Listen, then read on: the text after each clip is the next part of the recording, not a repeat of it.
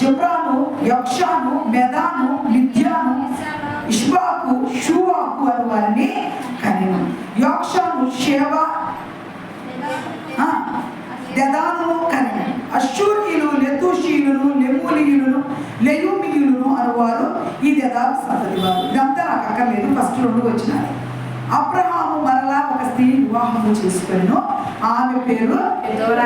ఆమెకి ఎంతమంది కొడుకులు పుట్టారు? లెక్క ఏంటి అదంతా? 6.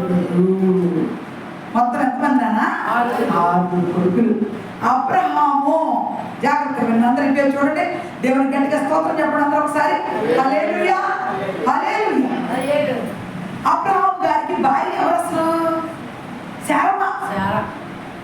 ఫస్ట్ వివాహం చేసుకుంది ఎవరిని? శారమ్మని. శారమ్మకి సంతానం ఉందా? లేదు, చాలు లేదు. సంతానం లేనప్పుడు దేవుడు అబ్రహామును పిలుచుకున్నాడు. అబ్రహాము ఎవరి కుటుంబానికి చెందినవాడు? తెరాహు కుటుంబానికి చెందినవాడు. తెరాహు విగ్రహారాధికుడు. తెరాహు అంటే దేవుడిని ఎరిగినవాడా? లేదండి, లేదు. దేవుని శక్తి ఏమన్నా తెలుసా తెరాహుకి? తెలియదు. ఆయన పని ఏంటి? విగ్రహాల పని, ఆ దేవతలను పూజించుకోవడం, ఆయన పని ఆయన చేసుకుంటా అలా ఉంటా ఈ అబ్రహాము కంటే బొమ్మల మీద నమ్మకం లేదు. మరి కొడుకులందరూ దేవుడికి మొక్కుతుంటే, రాయికి మొక్కుతుంటే అబ్రహాము మొక్క ప్రత్యేకంగా ఒక్కడే ఉంటే పరలోకపు తండ్రి కంటే అబ్రహాము నచ్చాడంట. అందుకే అబ్రహాము ఉన్నాడంట, నువ్వు నన్ను నీ తండ్రి ఇంటిని విడిచి, నీ వాళ్ళని విడిచి బయటకు వచ్చేయమన్నాడు. బయటకు వచ్చేయమంటే వచ్చారా లేదా? వచ్చారా? అప్పుడు సంతానం ఉందా? లేదు. ఎవరు తీసుకొని బయలుదేరాడు? త్వరగా చెప్పాలి. ఎవరు వచ్చారు తనతో పాటు? శారమ్మ. శారమ్మతో పాటు ఒకళ్ళు వచ్చారు. ఎవరండి? శారమ్మతో పాటు మన అబ్రహాం గారు శారమ్మ గారు బయలుదేరారు. ఆమెతో పాటు ఒక అతను వచ్చారు. ఎవరు? లాబాను. లోతు ఎవరంటే సొంత తమ్ముడు కొడుకు బయలుదేరి లోతు కూడా నేను వస్తా అని చెప్పి ఎవరు వచ్చాడు? లోతు కూడా వచ్చాడమ్మా. ఎక్కడికి వెళ్ళినా అబ్రహాముతోనే ఉన్నాడు, పెదనాంతోనే తిరిగాడు. పెదనాంతో ఉండగానే గొర్రెలు వేపుకుంటా పశు సంపదను పెంచుకుంటూ ఉన్నప్పుడు విస్తారంగా పశు సంపద పెరిగిపోతే ఆలపాలేరు ఏలపాలేరు కొట్టుకుంటూ ఉంటే దేవుడికి ప్రార్థన చేశాడు అబ్రహాం. అయ్యా ఏంటయ్యా అంటే, అప్పుడు లోతు నువ్వు వేరు అయిపోండి, ఒక చోట ఉండవాలని దేవుడు చెప్పాడు. అప్పుడు లోతుని పిలిచి, నాయన నువ్వు ఎట్టి వెళ్తావా? ఎవరా? నువ్వు దారిని వెళ్ళిపోయి నువ్వు దారిని వెళ్ళిపోతానని చెప్తే లోతు ఏం కోరుకున్నాడు? ఏది కోరుకున్నాడు? సొదొమ గొమొర్రాని కోరుకున్నాడు. కొండకి చూసుకున్నాడు, పచ్చగా ఉన్నదాన్ని కోరుకున్నాడు. దేవుడిని అడగా పచ్చగా ఉన్నదాన్ని కోరుకున్నాడు. ఆ మార్గం వైపు వెళ్ళడానికి లోతు సిద్ధపడుకొని గబగబా అన్యుల మధ్యలోకి వెళ్ళిపోయాడు. అందుకే అన్యులతో స్నేహం మంచిది కాదు, విగ్రహారాధికులతో స్నేహం మంచిది కాదు. నీ భక్తి జీవితం ఏమైపోద్ది? పాడైపోద్దండి. నువ్వు భక్తి చేసేటప్పుడు 7 రోజులు ప్రార్థన చేస్తావు. ఎక్కడ చేస్తే నీకు కూడా ఆత్మ వచ్చింది. వ్యర్థమైన మసలు చెప్పుకుంటా ముసలం చెప్పుకుంటా కూర్చుంటే ఉన్న భక్తి కూడా పోయింది. నువ్వు ఎవరితో సహవాసం చేయాలి? దేవుని బిడ్డతో సహవాసం చేయాలి. అప్పుడు నీ ఇంట్లో కార్యాలు ఏమైనా ఆగిపోయినాయి అనుకో, వాటిని కూడా ఈ ఉపవాస ప్రార్థనలోకి రావటం వల్ల దేవుడు జరిగిచేస్తాడు. గట్టిగా దేవుని స్తోత్రం చెప్పాలి. నమ్మదగిన దేవుడేనండి దేవుడు. అబ్రహాం అయితే ప్రార్థన చేస్తున్నాడు, అయ్యా నన్ను ఎటు వెళ్ళమంటావు అని అడిగాడు. నువ్వు పాలు తేలి ప్రపంచ దేశం కనాను వైపునాడు అన్నాడు దేవుడు. దేవుడు అబ్రహాము చూపించాడు. మరి దేవుడు చెప్పినట్టు చేశాడండి. మరి దేవుడు చెప్పుకోకుండానే నన్ను దేవుడు చేయమని కొన్ని పిచ్చి పనులు చేసుకొని ఆశీర్వాదాలు కోల్పోయి అంతా పోగొట్టుకొని ఆఖరికి తండ్రి ఏంటి లేకుండా పోయిందని ఏడుస్తున్నావా? అబ్రహాము అడిగినట్టుగా దేవుడిని అడగాల వద్దా? ప్రతి పని కోసం అయ్యా నాకు పని చేసి పెట్టు, వెళ్ళమంటున్నావు, ఎలా వద్దా? ఆ నిర్ణయం అనేది దేవుడిని అడగాలి. అబ్రహాము అడగబట్టే శారమ్మకు సంతానం లేకపోయినాము. బయలుదేరమంటే బయలుదేరాడు, రమ్మంటే వచ్చాడు. అసలు ప్రార్థన చేయకుండా ఏ పనిని ప్రారంభించలేదు అబ్రహాము. లోతైతే సొదొమ గొమొర్రాని కోరుకున్నాడు. అక్కడికి వెళ్ళాడు, గవిని వద్ద కూర్చొని చెడ్డ స్నేహం చేయడం ప్రారంభించాడు. అక్కడ ఉన్న వాళ్ళంతా చండాలు, విగ్రహాలు, వ్యభిచారులు. మగవాళ్ళు పెళ్ళిళ్ళంట, ఆడవాళ్ళు పెళ్ళిళ్ళంట. ఇప్పుడు వస్తుంది ఏమో ట్రెండ్. అప్పుడు ఎప్పుడో ఉందంట బీసీ కాలంలోనే. ఆ పాడు పనులు చేస్తున్న దేవుడు ఒకరితో కురిపిస్తానని వారిని ఇస్తానే ఉన్నాడంట. అబ్రహాము విశ్వాసులకు తండ్రి కాబట్టి అబ్రహాము మోకాళ్ళు వేసుకొని ప్రార్థన చేస్తూ ఉంటే దేవుడు అంట అబ్రహాము చెవి దగ్గరికి వచ్చి చెప్పాడంట, ఇదిగో అబ్రహాము, నేను సొదొమ గొమొర్రాని నాశనం చేయబోతున్నాను అని చెప్పాడు. అయ్యా అయ్యా నా కుమారుడు అక్కడే ఉన్నాడు, అయ్యా అయ్యా అయ్యా అయ్యా కొంతమంది విశ్వాసం ఉండంటే వాడు కాపాడతావా అని అంటే, కొంతమంది కాపాడతావా అంటే 50 మంది ఉంటే కాపాడతావయ్యా? కాపాడతా. 50 మంది లేరు అక్కడ. 40 మంది ఉంటే కాపాడతావయ్యా? 40 మంది ఇక్కడ లేరు. 30 మంది ఉంటే కాపాడతావా? 20 మంది ఉంటే కాపాడతావా? 10 మంది ఉంటే కాపాడతావా? ఆఖరి 10 దగ్గరికి వచ్చి బేరం ఆడుతున్నాడు దేవుడు. 10 మంది దగ్గర దేవుడు ఆగాడు, కానీ 10 మంది కూడా లేరంటే అక్కడ. లోతు కుటుంబం అందరూ ఉన్నారా విశ్వాసులుగా? లేరు. ఒకళ్ళ ప్రార్థన చేస్తుంటే ఒకళ్ళ లోకపాపంలో పడిపోయారు. అందులో కూతుళ్ళని ఆ ఊర్లో అల్లుళ్ళు చేసుకున్నాడు, అల్లుళ్ళు ఇచ్చాడు కూతుళ్ళు తీసుకెళ్ళి. కొడుకులు కూడా ఉన్నారంట లోతుకి. కొడుకులు కూడా అక్కడ ఉన్న అమ్మాయిని పెళ్లి చేసుకోవడం వాళ్ళు ఏమైపోయారు, వాళ్ళు కూడా పాపంలోకి వెళ్ళిపోయారు. ఎవరు లేరుగా. ఆయన దగ్గర 2 కూతుళ్ళు ఉన్నారు. దేవదూత వచ్చింది, 2 దేవదూతలు దిగారట. ఆ ఉన్న సొదొమ గొమొర్రా ప్రజలు ఆ దేవదూతలు కావాలని పరిగెత్తుకొచ్చారు. వాళ్ళు పాపం చేయడానికి ఎవరు కావాలనిపించింది? అలాగే నిధి మీరిపోతే, పాపం కళ్ళు మూసుకుపోతే ఏం చేస్తున్నారు కూడా వాళ్ళకి తెలియదు. ఆత్మనేత్రాలు గుడ్డి అయిపోతాయి, పాపంలో పడిపోయి పాపంలోనే పరిగెత్తూ ఉంటారు. ఆశీర్వాదాలు ఉండవు. ఆ ఇల్లు ఏమైపోతుందో తెలుసా? సొదొమ గొమొర్రా అయిపోతే పాపంలో పడి పరిగెత్తూ ఉంటే. లోతు కుటుంబం దేవుడు ఎందుకు జ్ఞాపకం చేస్తున్నాడంటే, లోతు పాపం చేయలా, కానీ వాళ్ళ పక్కన కూర్చొని స్నేహం చేశాడు, వాళ్ళతో ఊరికే మాట్లాడాడు. పాపంలో లేడు లోతు. దేవుడి శక్తి అంటే తెలుసు కదా. ఇక్కడ అబ్రహాము చేసిన ప్రార్థన విని దేవుడు లోతు కుటుంబాన్ని రక్షించడానికి దేవదూతలు వెళ్తే, ఆ దేవదూతలను పంపమని తలుపులు బాగుతున్నారు దీమని. అయ్యా నాకు 2 కన్యకలు ఉన్నారు, వాళ్ళని తీసుకెళ్ళిన అవసరం అయితే దేవదూతలు మాత్రం నేను పంపనన్నాడు. కానీ దేవుడు అంట ఆ దేవదూతలను అడుగుతున్నందుకు కోపం వచ్చి వాళ్ళందరికీ కళ్ళు మూసుకుపోయేటట్టుగా చీకటి కలుగ చేసేసి దేవదూతలు బయటకు వచ్చి లోతు 2 కూతుళ్ళను తీసుకొని వస్తుంటే, లోతు భార్య లేదు, నన్న వస్తాడని లోతు భార్య వెనకాల కూడా వస్తా ఉన్నప్పుడు వెనక్కి తిరిగి మాత్రం చూడద్దు సుని అన్నాడు. వెనక్కి తిరిగి చూడటం ఏంటి? పాపం వైపు కాదు, ఇంకా చెప్పాలంటే లోకాశల వైపు. నువ్వు వదిలేసినటువంటి లోకాశలో ఏదైనా సినిమా చూసేవాడిని అంతకుముందు, అబ్బా భలే సినిమా రిలీజ్ అయింది నేను చూడాలనుకున్నావాడి వెనక్కి తిరిగి చూడటం. ఫోన్లో చెప్పి చూసేవాడివి, అయ్యా నేను చూడండి అయ్యా అన్నావు, మళ్ళీ చూస్తావు, అప్పుడు ఎటు తిరిగి చూసినట్టు? వెనక్కి తిరిగి చూసినట్టు. ఇంకా లోపల చెడ్డమో చేయనయ్యా అన్నావు, చేస్తున్నావు, అప్పుడు ఎటు తిరిగి చూసినట్టు? వెనక్కి తిరిగి చూసినట్టు. ఇవన్నీ వెనక్కి తిరిగి చూసే కాలంలోకి వస్తే మన కేటగిరీలోకి. లోతు భార్య ఉప్పు స్తంభం అంటానికి ప్రధాన కారణం ఏంటో తెలుసా? ఆ లోకాశల కోసం కాదు చేసింది. తన 2 కూతుళ్ళు వస్తే బాగుండని కూడా అంత అక్కడ ఉంటాయి 2 కూతుళ్ళు. తల్లి మనసు ఏం చేసిందంటే కన్నబిడ్డల కోసం ఆరాట పడిపోతుంది. కన్నబిడ్డలు ఎక్కడున్నారా? ఇంత వయసు వచ్చిన లేవ గారి కొడుకులు అంటే అంత ప్రాణం అని తెలుసు. ఎందుకంటే కొడుకులు పెద్దలు అయిపోయారు, 60 ఏళ్ళ పక్కనే. అయినా కొడుకులు అంటే పిచ్చి ప్రేమ. కన్నతల్లి మనసు అండి అది. ఏమన్నా నీకు పిల్లలు మీద నీకున్నదా? హేమలతమ్మ కొడుకులు అంటే ప్రాణమే. ఎవరికి లేకుండా ఉంటుంది? సుధీర్ అంటే తల్లిదండ్రులు లేకుండా పోద్దా? ప్రశాంత్ రాజు పేరెంట్స్ లేకుండా పోద్దా? ఎలా మాస్టర్ గారు చిన్నప్పుడు దాకా మొన్న దాకా కూడా మా నాన్న బాబు అనిపించింది. ప్రేమ ఎవరు తల్లి మీద, ఎవరు తల్లికి ఆ బిడ్డ మీద ప్రేమ ఉంటుంది. లోతు భార్య అంట, నా కూతుళ్ళు వస్తున్నారేమో పారిపోయి ఒక నాలుగు చేపట్టు లాక్కొచ్చుకుందాం అని ఆలోచించారంట. తిరిగి అందుకంట పాపం వైపు కాదు, లోకం వైపు కాదు. అట్లాంటి అబద్ధ ప్రసంగాలు కూడా మనం వినకూడదు. లోకం కోసం తిరిగింది అన్నారు, లోకం కోసం కదా తిరిగింది. ఆస్తుల కోసం నేను తిరిగింది అన్నారు, ఆస్తుల కోసం నేను కాదు.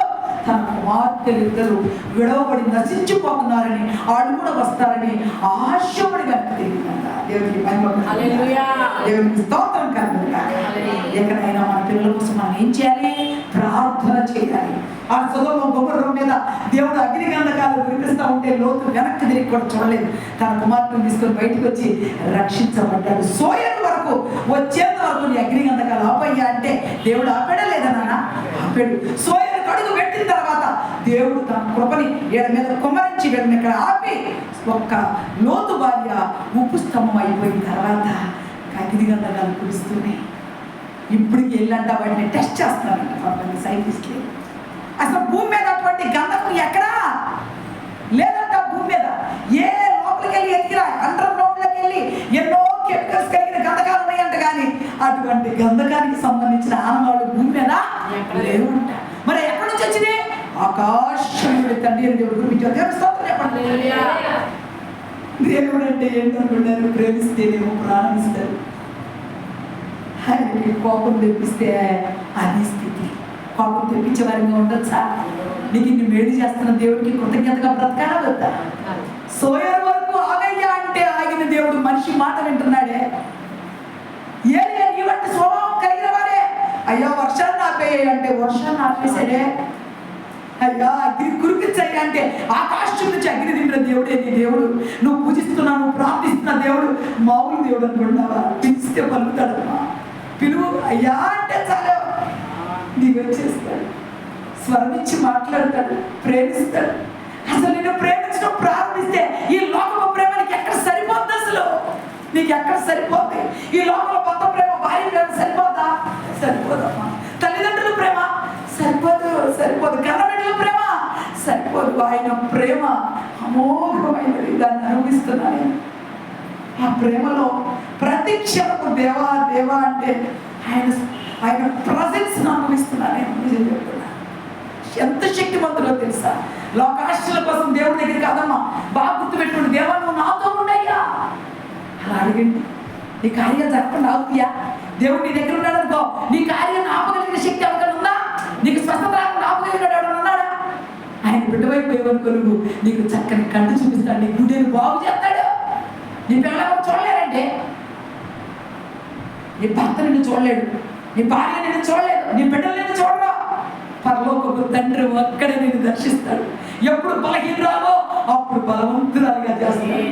ఎప్పుడు బలహీనమో అప్పుడు బలహీనగా మనం బలవంతుని చేస్తాడు. నీ దేవుడు నమ్ముతున్నావా? నమ్మితే గట్టిస్తావు. ఈ అబ్రహాముకి ఇంతటి స్థితి ఎందుకు వచ్చింది? అబ్రహాముని దేవుడు ఎందుకు కోరుకున్నాడు? అబ్రహాము ఎందుకు కావాలి దేవుడికి? ఇంతమంది చెప్పలేరా? నోవాహు దగ్గరికి వచ్చేసరికి 9 తరాలైంది. నోవాహు దగ్గరికి వస్తే అబ్రహాముని ఎందుకు కోరుకున్నాడు దేవుడు అంటే ఆయన దూరదృష్టి కలిగినవాడు. వీళ్ళు నాలో ఉండగలుగుతారా లేదా? అలా చివరిదాకా నన్ను గమనిస్తారా లేదా? ఆయన చూసుకోడా? ఆయనకి సమస్తము తేటగా కనపడుతుంది. నీ వృద్ధాప్యంలో ఏం జరగబోతుందో కూడా ఆయనకి తెలుసు. నీ మరణం ఎలా జరగబోతుందో కూడా ఆయనకి తెలుసు. నీ తర్వాత నీ పిల్లలు ఎలా ఉంటారో కూడా ఆయనకి తెలుసండి. ఆయనకి మరుగైన ఉందా? లేదు. మరి ఆయన ముందే పిచ్చి పిచ్చి పనులని చేసి ఆశీర్వాదాన్ని కోల్పోదామా? యథార్థంగా బ్రతకాలి. ఆయనకి ఎలా ఇష్టమో తెలుసా? అబ్రహాము లాంటి నీతి కావాలి. అబ్రహాము యథార్థంగా విశ్వాసంగా దేవుళ్ళలోనే ఉండి అయ్యా ఏం చేయమంటావో చెప్పయ్యా అని అడిగి తెలుసుకొని మరి చేసిన ఈ అబ్రహాము గురించి మీతో మాట్లాడుతున్నాను. అబ్రహాము విశ్వాసులకు తండ్రి అంట. ఎంతమంది విశ్వాసులు ఉంటే అంతమందికి ఫాదర్ ఆఫ్ నిజమే. విశ్వాసం ఎలా ఉందంటే అబ్రహాములోనే కనుగొన్నాడంటే దేవుడు, ఇంకెక్కడ కనుగొనాలా? అందుకే అబ్రహాముతో క్యారెక్టర్ చేసేసాడంటే విశ్వాసము. విశ్వాసం అంటే ఏంటన్నా? నమ్మకం. దేవుడి మీద నమ్మకం ఎప్పుడైతే ఉన్న వల్లే విశ్వాసం ఎక్కువ ఉన్నట్లేక. నీ భర్తకి నీ మీద నమ్మకం ఉందా అని అడుగుతున్నా. నీ భార్యకి నీ మీద నమ్మకం ఉందా? నమ్మకాలు, ఈ నమ్మకాల మీద పునాలు లేకపోతే తెలుసా? ప్రేమ విడదీయాలని. ప్రేమ ఇది కాదు, పరలోకపు తండ్రి ఆ ప్రేమను పెడతాడు. లోకాశలు రావు, లోక తలంపులు రావు, లోకపు ఆలోచనలు రావు.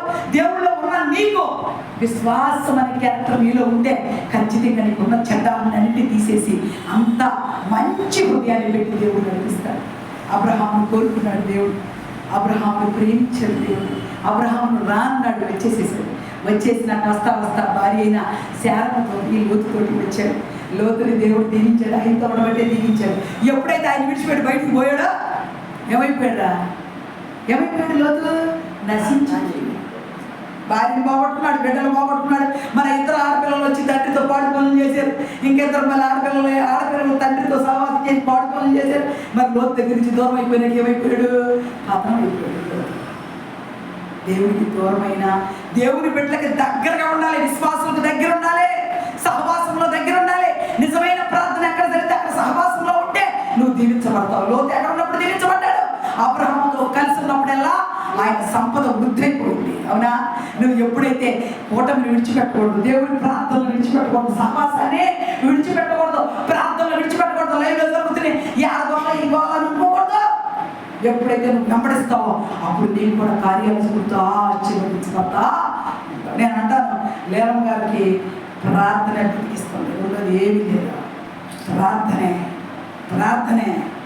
ఏ పని లేదు టీచర్ గారికి, ఇంట్లో టీవీ కూడా లేదు. మాస్టర్ గారు అన్నట్టు ఒక ఎంప్లాయ్కి వచ్చినంత శాలరీ వస్తుంది, పెన్షన్ వస్తుంది. ఒక ఎంప్లాయ్ సంపాదించారు, దేవుడిచ్చాడు. అయిన కారణం దాంట్లో దేవుని పనికి చూడు. ద్రాక్షరసం గిద్దరు కొనిస్తారంట చర్చిలోకి. ఏదంటే అది ముందుండేది ఆంటీ కాదు, మీరు చూస్తున్నారు కదా. బైబిల్ కానీ కొనియాలంటే బాప్టిజం పొందిన బైబిల్ చదువుకుంటున్నారు. భోజన కార్యక్రమం అంటే ఆంటీ వద్ద పెద్దదే ఉంటుందా లేదా మీరు అంతా చూస్తున్నారు. మీటింగ్లు అంటే ఆంటీ కాదు పెద్ద ఉంటుందో మీ అందరూ తెలుసు కదా. వాళ్ళ బంధువుల దగ్గరికి కూడా తీసుకెళ్ళిన కాంపనీ నుంచి ఎన్ని భోజన కార్యక్రమం కోసం ఇప్పుడు మీతో చెప్తున్నా, దేవుని పని చేయడం ఎక్కడ అసలు ఆంటీ. మరి ఈ మైక్ అమ్మ కొరకొరమంటే గబా డబ్బులు ఇచ్చారు, నాకు 2 ఏళ్ళు ఇచ్చారు లేదా? వైరు మైకులు అన్ని కొనుకొచ్చారు. దేవుడికి ఇచ్చి బేదైన ఎవరు ఉన్నారా? దేవుడు అలా దీవించుకొని ఆపుతారా? అసలు దశభాగం ఇంటి ఆంటీ కుటుంబం ఇంకా లేచిపోయేది, అసలు సొంతంగా వచ్చేసింది పాట. కానీ తీరిట్లా పిల్లలు ఎక్కడుండే చేతిలో ఉంది లేవు. వాటిని ఎక్కువ అప్పులు ఎక్కువైపు వాటికి కట్టేస్తున్నారు ఆంటీ. ఇప్పుడు మీతో చెప్తున్నా, ఇప్పుడు అబ్రహాం గురించి మాట్లాడుకున్నాం. అబ్రహాంతో సహవాసం చేసిన నాడు లోతు బాగున్నాడండి. ఎప్పుడైతే లోతు విడిపోయి పక్కకి వెళ్ళిపోయాడు, లోతు ఏమైపోయినానా నశించిపోయాడు. నువ్వు కూడా అందుకే విశ్వాసులతో కలిసి ప్రార్థించాలి. సరే ఓకే, ఇప్పుడు పాయింట్లోకి వచ్చేస్తాం. అబ్రహాంకి దేవుడు సంతానం ఇచ్చాడు. తొలి సంతానం ఎవరి ద్వారా పొందుకున్నాడు? ఎవరి ద్వారా? హాగర్. హాగర్ ఎవరు? ఏ దేశానికి చెందింది? ఐగుప్తీయులు. ఈమె ఎవరు అసలు? శారమ్మకి దాసి. దాసి ఎవరిచ్చారు శారమ్మకి దాసిగా?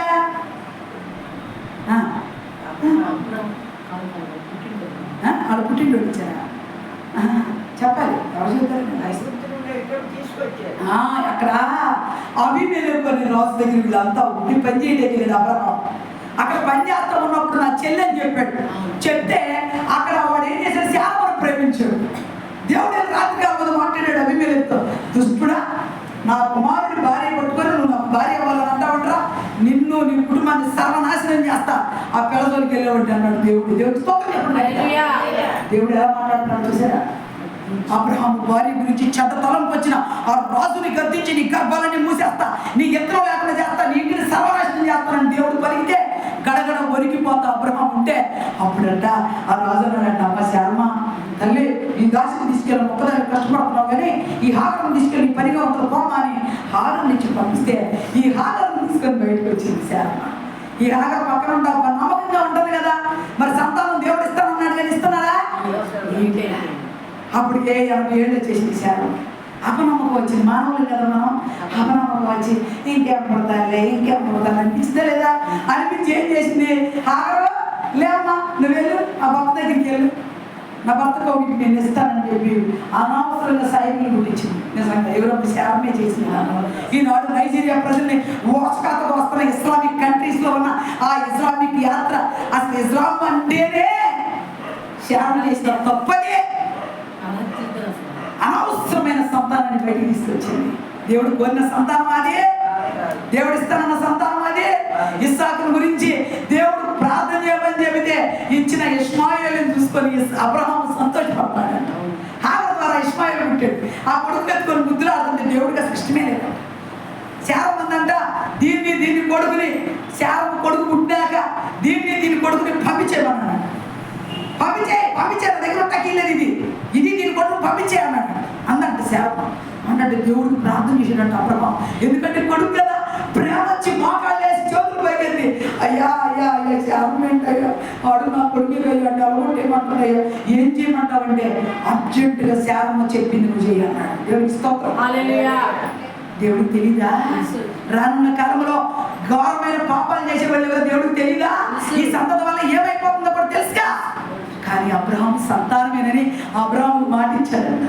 ఇతరులు నీ సంతతే కాబట్టి నేను ఇతరుని కూడా దీవిస్తానయ్యా. అబ్రహాము బాధపడవాక, నీ కొడుకుని కూడా నేను దీవిస్తానన్నాడు. అన్న మాట ప్రకారంగా హాగర్ వెళ్ళిపోయింది, అరణ్యానికి అడ్డుపడింది. అరణ్యానికి అడ్డుపడి ఏడుచుకుంటూ పరిగెత్తుంది. వెళ్తా ఉంది. 19 ఏళ్ళకి నీళ్ళైపోయింది. కొడుకు 13 ఏళ్ళు. ఆడు మరణం అయిపోతా ఉన్నాడు. ఒక చెట్టు పొద కింద పడేసిందండి. పడేసి ఏం చేసింది? ఈ కొడుకు చావుని నేను చూడలేనని రాయి విసిరైతే ఎంత దూరం వెళ్తుందో అంత దూరం వెళ్ళి ఒక్కటే కూర్చొని ఏడుస్తున్నా.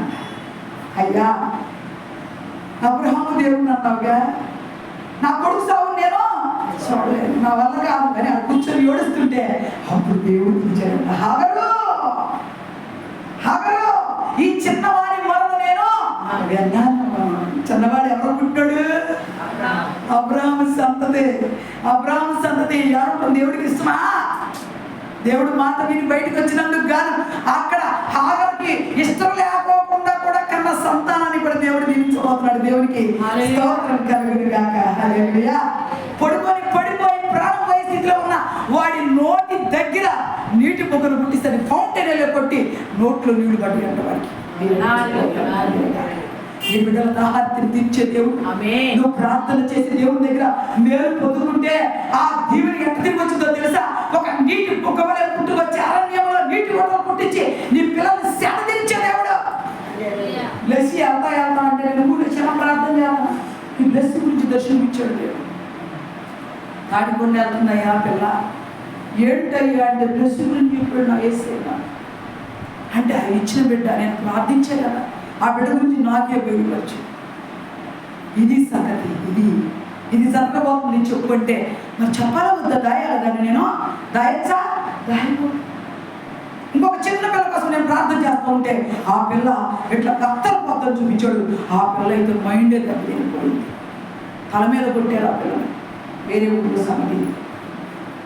దేవుడు చెప్పినప్పుడు ఆ నెల వినేటట్టుగా జాగ్రత్తగా ఉండాలి, మొరపెట్టుకుని జాగ్రత్తగా ఆలోచించాలి. దేవుడు బయలుపరిచాడు అంటే అది నీ కోసము, నా కోసం. అంతేకాని అర్థమైందని అనుకుంటావు.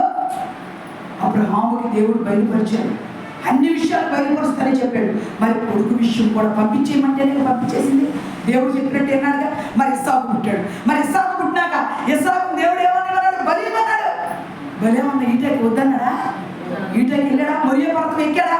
ఈ మొరియా పర్వతం మీదకి కట్లు ఎత్తి మీద పెట్టి పిల్లలను తీసుకొని బయలుదేరాడుగా. ఆ మొరియా పర్వతం ఎక్కి పైకెక్కి బలిపోయే టయానికి అబ్రహామా నీ ఒక్కగానో కొడుకు నాకు ఇవ్వాలనుకున్నావు, ఎంత గొప్పవాడు అయ్యాను, అసలు నన్ను ఎంతో ప్రేమిస్తున్నావు నాకు అర్థమైంది. ఆపయ్యాకు ఇస్సాకుని నేను దీవిస్తాను. ఇదిగో గొర్రె పొట్టేలు తగులుకొని ఆ పొట్టేలు తెచ్చి ఈ దహన బలికి దాన్ని అర్పించయ్యా, నీ కొడుకుని కాదు. ఆగని దేవుడు దీవించి ఇస్సాకును ఆశీర్వదించి అక్కడి నుంచి కిందకి మాట్లాడు. దేవుడికి స్తోత్రం. మాట వినాలా దేవుడు వినాలా? వినబట్టే అబ్రహాం జీవితం అలా ఉంది. అబ్రహాంను ఆశీర్వదిస్తూనే ఉన్నాడా? మరి బలించడానికి కొడుకునే తీసుకెళ్ళిపోయిన దేవుడు ఆయన కొడుకుని ఇచ్చేసి దేవుడికి బలి అర్పించడానికి సిద్ధపరచబడ్డాడు. అబ్రహాం ఒక్కడే కొడుకండి. ఎంత ప్రేమ ఒక్కడే అంటే మా డాడీ మా మాస్టర్ గారికి పిచ్చి ప్రేమ ఒక్క దెబ్బ కొట్టి అక్కడ ఏనాడు నాన్న కొండ చింతల్లి అనిపించుకుంటాడు. మేఘలా ఉంటుందని ప్రేమ. ఆ పిల్లకి ఏ గోడ కూడా దోమకూడదు. రేత్రంతా స్కూల్కి వెళ్ళి వచ్చి కరెంట్ పోయేది. రేత్రంతా ఇస్త్రీ గారు తీసుకుంటూ కూర్చున్నాడు. ఎలా తీసుకుంటానే అప్పుడు ఒక ఎలక్ట్రీషియన్ పిలిచి ఏమయ్యా రేత్రితో ఫ్యాన్ తిరగాలి, ఏం చేస్తావు చేయాలన్నాడు. కరెంట్ పోయినా తిరగాలంటే ఇన్వర్టర్ ఉంటుంది మాస్టర్ గారు. అప్పుడు 2006 సంవత్సరం కొత్తగా వచ్చి ఇన్వర్టర్ ఎంతైనా పర్లేదు అయినా కొని అంత ఇమీడియట్ పెట్టేసేయాలి. నేను చెరుకుపల్లి ఇన్వర్టర్ ఫస్ట్ మా ఇంట్లో ఉంది. ఇన్వర్టర్ పెట్టి దాని ఫ్యాన్ గాలిలో హాయిగా పడుకుంటూ చేశాడు. ఎవరికోసం ఏంది? ఆయన కన్నబెట్టి కోసం ఆయన నానా బాధలు పడతా మళ్ళీ స్కూల్ నుంచి చచ్చిపోయి వచ్చేవాడా బండి మీద ఉండగానే డాడీ ఆగో నేను ప్రజా రోడ్డు తిరిగి రావాలని బండి మీద ఎక్కితే 5-6 దాకా చెరుకుపల్లంతా తిప్పేసేవాడు. ఎందుకంటే అది ఎవరి ప్రేమ? కన్న తండ్రి ప్రేమ. మరి ఆయన ప్రేమ ఇస్తాకంటే బలియడానికి ఏమైనా వెనకాడా? ఒక్క పిల్లడంటే ఎంత ప్రేమ ఉంటుందమ్మా, ప్రాణం ఇచ్చే ప్రేమ ఉంటుంది కదా. ఆయన దేవుడి విషయం సరికి దేవుడే చూసుకుంటాడు. యెహోవా ఈరే అని పొయ్య పడతాను ఎక్కించాడు. నీలో కూడా అలాంటి దివ్యం ఉండాలి. దేవుడి దగ్గరికి రావడానికి విసుకోబడుతున్నానా? ఎన్ని పద్దాల ప్రార్థనలైనా ఏంటి దేవుడి దగ్గరికి పద్దాలు విసుకెత్త ప్రార్థనలు అంటున్నారు. ఎంత చేస్తే మాత్రం ప్రయోజనం ఏముంది అనుకోగా దేవుడు ఆలస్యం చేస్తాడంటే ఆలస్యం వెనకాల ఒక అద్భుతమో దాగి ఉందే. ఏంటి అద్భుతమో? ఎందుకు ఆలస్యమైంది నీ కార్యము? నువ్వు అడుగుతున్నా జరగట్లేదంటే దాని వెనకాల ఏదో ఆశ్చర్య కార్యాన్ని దేవుడు జరగటానికి అడ్డంకులన్నీ తీసివేయడానికి టైం తీసుకున్నాడు. అడ్డంకులు ఏంటి? అడ్డంకులు నీకు ఒకవేళ బిడ్డ పుడితే ఏదైనా ప్రమాదం ఉందే అందుకే ఆపుతున్నాడు. ఆ బిడ్డ కోసం అంత ఫార్మేట్ వేసి ఒక ప్లాట్ఫామ్ వేసి బిడ్డను తీసుకొస్తాడేమో. సేమ్ మా కట్టాకి చేసిన దగ్గర మా పిల్ల పుట్టక ముందే పొలం డివైడ్ చేసుకున్నాం. అక్కడ కొనుక్కున్నాం విజయవాడలో. అంత సిద్ధపరచుకొని అంత ప్లాట్ఫామ్ సెట్ అయినమాట అని వచ్చింది మనకి. స్తోత్రం కాదు. ప్రార్థన అర్థమైంది నాకు. లేదు నా దేవుడు ఎంతగా వాడుకున్నాడంటే అసలు మేము పనికిరాను. మేము ఇద్దరు సేవ చేయటం 2005 నుంచి మొదలేసాం. ఒక టీచర్లుగా డిగ్నిటీగా బతుకుతా ఎట్టో బ్రతకాలని కోరుకున్నాం మేము అందరం. ఈయన అనేవాడు లగ్జరీగా ఉండాలి మన లైఫ్ అనేవాడు. కొంత లగ్జరీ లేదు, ఆయన అంతా పోయింది దుడుదుడు.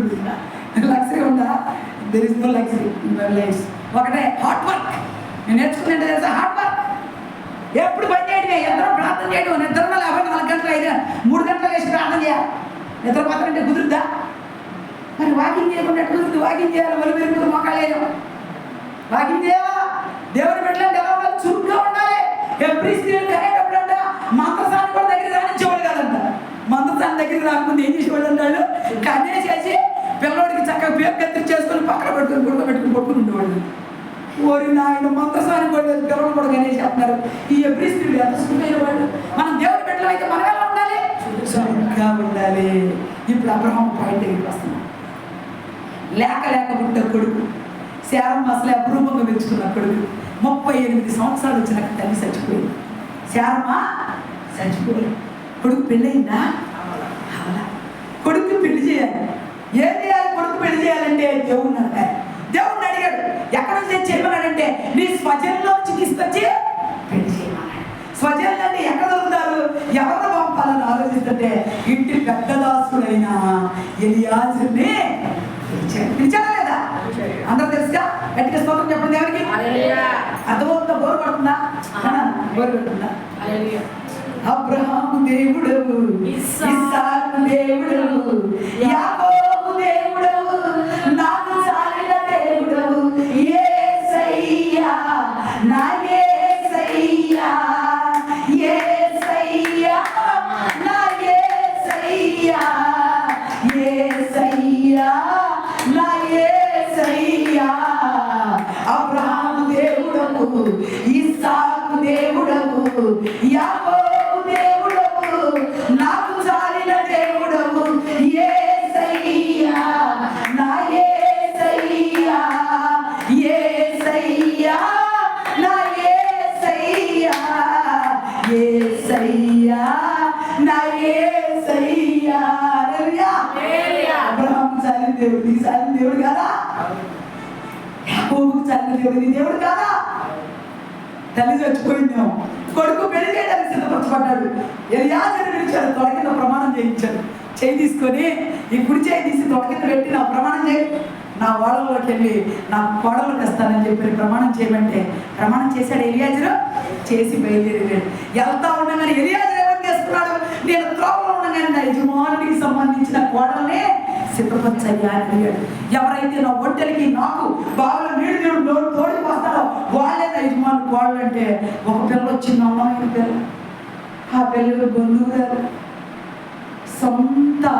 సొంత బెతుయేలు అంటే ఎవరో సొంత అబ్రహాం కుటుంబానికి చెందినాడు. ఈ బెతుయేలు కూతురైన రెబకమ్మ బాగా నీళ్ళు తోడతాకు వచ్చింది. దేవుడి చిత్తం లేకుండా నీ భార్య రాలేదా? నువ్వు దైవజనుడికి సంబంధించి ప్రార్థన చేసిన కుటుంబంలోకి నీకు భార్య వచ్చింది అంటే దేవుని చిత్తంలో ఇవ్వబడింది. గుర్తుపెట్టుకో. వ్యర్థమైన మాటలు, వ్యర్థమైన ఆలోచన ఎవరికైనా ఉండొచ్చా? దేవుని చిత్తం అయితే ఇచ్చాడు. ఎవరికి? ఋతువుకి భర్తగా బోయజు చేయాలని దేవుడు అనుకున్నాడు. ఋతువు అయితే మరి రెండోది కదా, మాత్రం పెళ్ళయింది కదా. అసలు బోయజు ఎందుకు వివాహం ఆడాలి?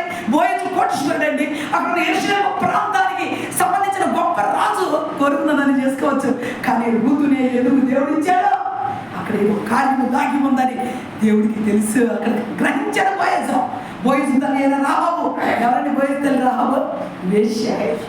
మరి వేశ్య పుట్టిన కొడుకండి ఎవరో బోయజు. ఈ బోయజు ఎవరు పెళ్ళాడతాను అన్నాడు? రూతుని పెళ్ళాడాడు. మరి దేవుడికి ఒకడు నీ భార్య వచ్చేసిందా? దేవుడు చేసి దేవుడిని బట్టే దేవుడి ప్రణాళికలోకి బోయజు వచ్చాడు. బోయజు గర్భము గుండా ఎవరుంటేనా? ఓబేదు పుట్టాడు. ఆ ఓబేదు గర్భం గుండా యెషయి పుట్టాడు. యెషయి గర్భంలో గుండా దావీదు వచ్చాడు. దావీదు వంశంలో గుండా యేసుక్రీస్తు వారు వచ్చారండి. నీ దేవుడి చిత్తంలో నీ భార్య చేసిందా? దేవుడిస్తేనే భార్య, దేవుడిస్తేనే భర్త. ఈ భర్త ఈ భార్య ప్రభు ఏర్పాటు చేసి వచ్చినాడు. వ్యర్థమైన గానాలు ఏదో ఊహించుకొని నాకు ఇంతకన్నా మంచి భార్య వచ్చేది, నాకు ఇంతకన్నా మంచి భర్త వచ్చేవాడు ఊహించుకున్నావా? దేవుడికి ఆయాసకరంగా చేయొచ్చా? నీ పట్ల దేవుడికి ఒక ప్రణాళిక కలిగి ఉంటే దాని మీద ముందు ఫోకస్ చేయకుండా వ్యర్థమైన వాటి వైపు వస్తుందా? దేవుడు కోపం తెప్పించే వాళ్ళు చేయొచ్చా? ఎవరైనా చేయొచ్చా? దేవుడు కోపం రానియద్దు. ప్రణాళికలో ఉన్నావు అనుకో, ఏంటో ప్రణాళిక దేవుడిని అడుగు ముందు. ఎందుకు ఆ ఇంటికి కోడవయ్యావు? ఎందుకు ఆ ఇంటికి నువ్వు అల్లుడువయ్యావు? దేవుడి ప్రణాళిక ఏంటి అడుగు. అక్కడ దేవుడిని అడుగు. దేవుడు ఒక మాట చెప్తా ఉంటాడు కదా సార్, రహస్యం ఉన్న తండ్రి దగ్గర కూర్చుంటే రహస్యాలు బయటపడతాయి. రహస్యం ఉన్న తండ్రి దగ్గర కూర్చోవడానికి రహస్యాలని బయటకు వచ్చేస్తాయా? చూడండి మత్తయి సువార్త 6వ అధ్యాయము 5వ వచనం చదవండి. నీ ప్రార్థన ఎలా ఉండాలి? ఎక్కడ చేస్తే రహస్యాలు బయటపడతాయి? మత్తయి సువార్త 5వ అధ్యాయము 6వ అధ్యాయం 5వ వచనం.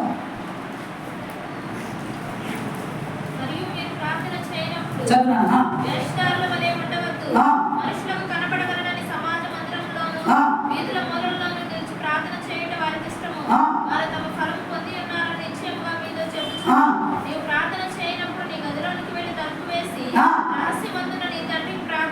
చాలా ఏమంటాడు? రహస్యమున్న తండ్రికి నువ్వు చేయాలి. అప్పుడు రహస్యమున్న తండ్రి నీకు ఏం కావాలి?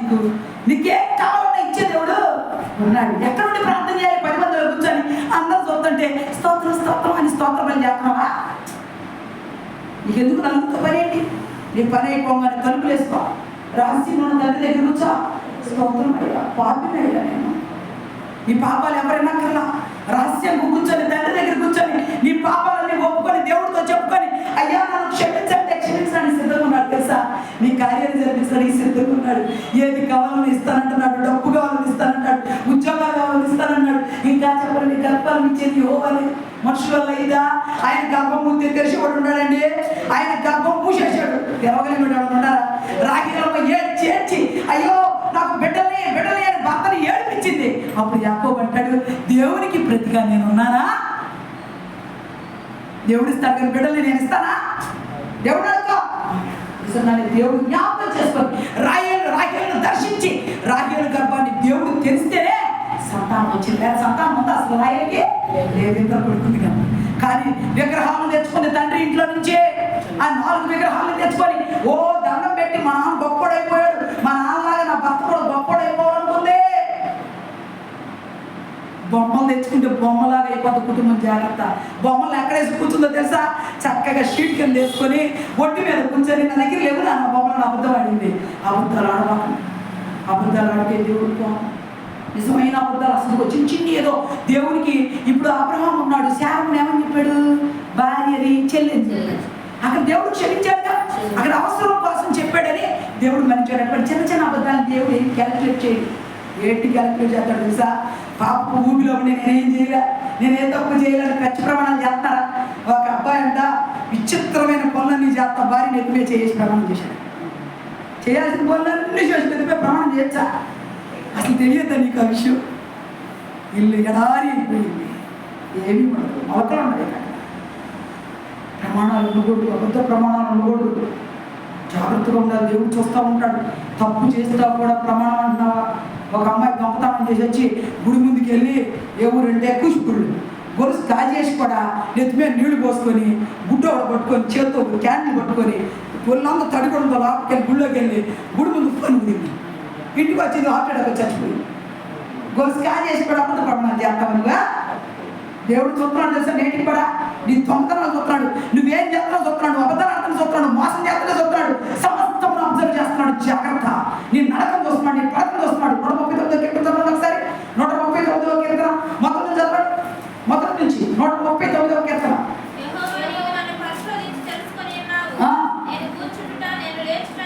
139 3 చదువున్నారా? 3 నా నడకను నా పలకను నీవు పరిశీలించుచున్నావు. చదవాలి.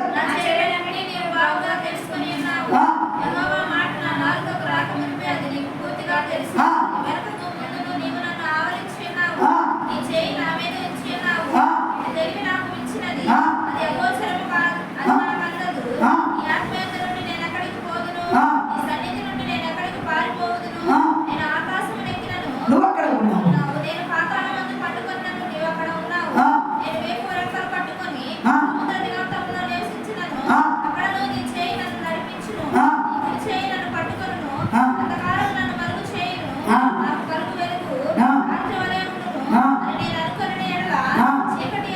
అది నాకు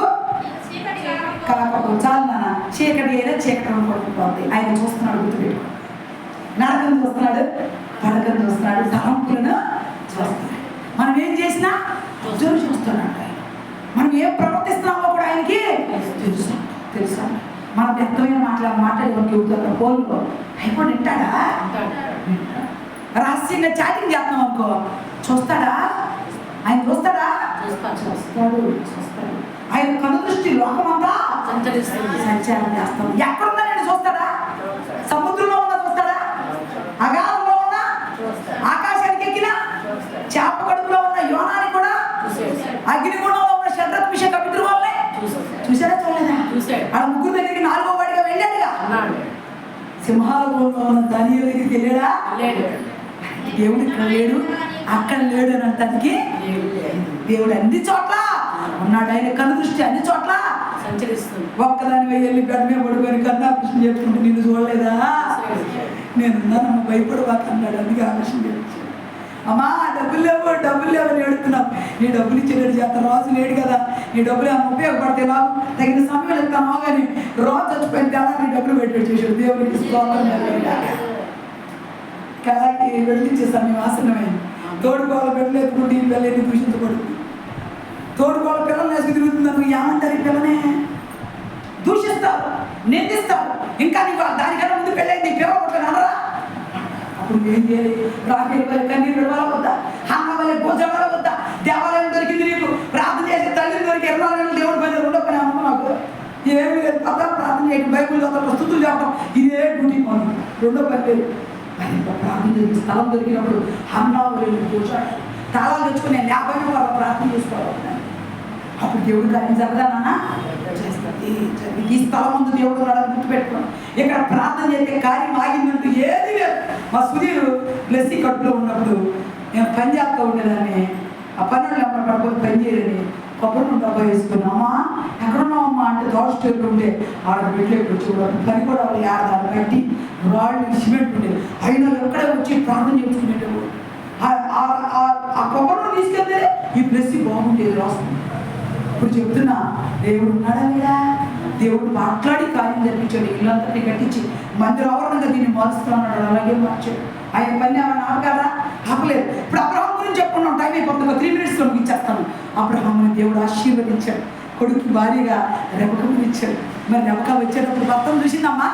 భర్తను చూసిందా? చూసి సెలెక్ట్ చేసుకుందా? చూడకుండా సెలెక్ట్ చేసుకుందా? చెప్పాలన్నారు. చూడకుండా సెలెక్ట్ చేసుకుంది.